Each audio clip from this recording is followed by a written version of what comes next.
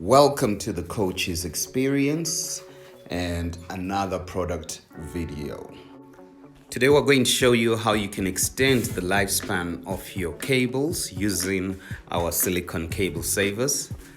As you can see, cables normally come with a lot of flex, and the weakest point is where the cable meets the end piece.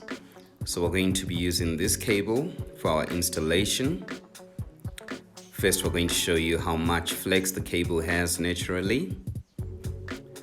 And then we're going to let's take this white one, and there's a little notch at the end that allows you to squeeze the cable through.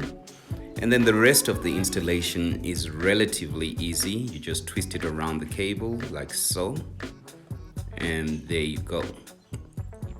So now let's check that flex again and see the difference. As you can see, the saver is taking on the pressure and prevents the cable from bending fully.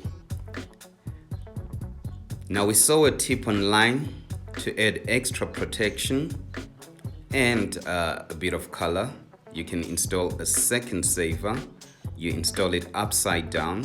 I think they were made like this because they fit nice and snug, as you can see. And there you go. Now let's check that flex again. And your cable is fully protected. So you can avoid this kind of problem